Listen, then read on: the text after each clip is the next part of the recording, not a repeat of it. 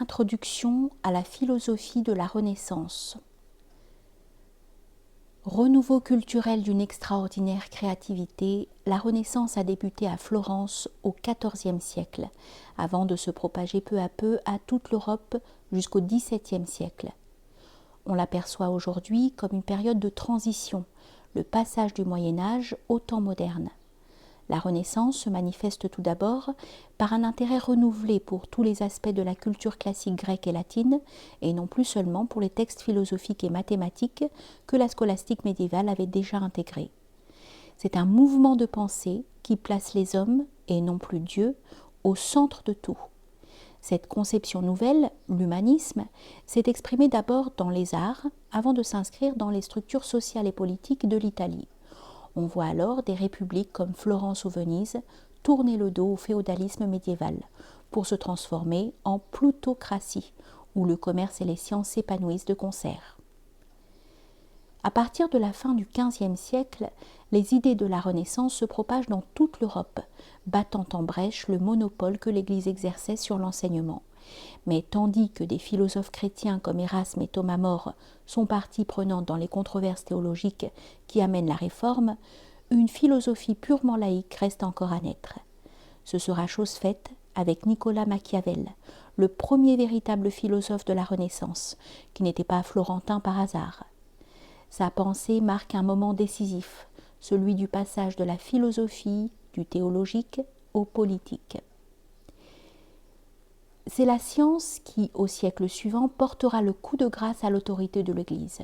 En démontrant que le système de Ptolémée, qui place la Terre fixe au centre de l'univers, était erroné, Copernic, puis Kepler et Galilée jettent à bas des siècles d'enseignement de l'Église. Cette dernière a beau riposter en condamnant Galilée pour hérésie, les progrès se multiplient dans d'autres domaines de la science après ceux de l'astronomie.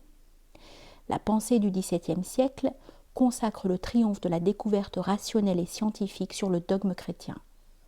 Les philosophes anglais Francis Bacon et Thomas Hobbes, en particulier, sont les premiers à intégrer le raisonnement scientifique et le raisonnement philosophique.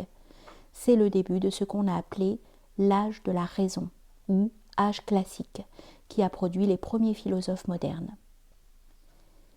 Les grands philosophes du XVIIe siècle étaient aussi de grands mathématiciens. René Descartes et Blaise Pascal en France, Gottfried Leibniz en Allemagne ont contribué au progrès des mathématiques. Ils étaient convaincus que le raisonnement mathématique fournissait le meilleur modèle pour comprendre la totalité du monde.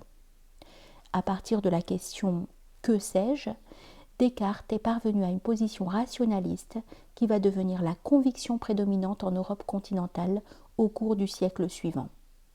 Au même moment, une tradition philosophique très différente voit le jour en Angleterre.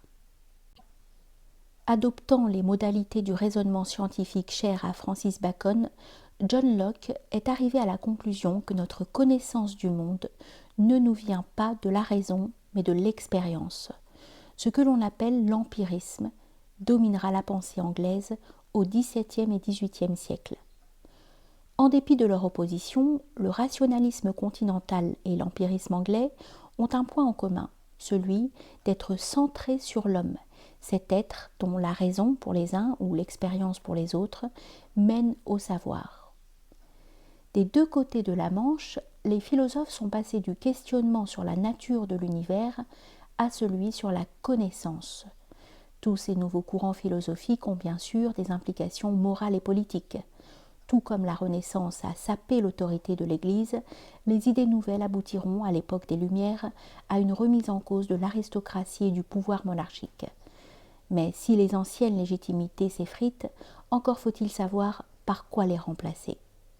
En Angleterre, où le XVIIe siècle a été des plus mouvementés, Hobbes et Locke établissent les bases de la pensée démocratique. En France, puis dans certains pays d'Europe, la grande remise en cause du statu quo aura lieu au siècle suivant.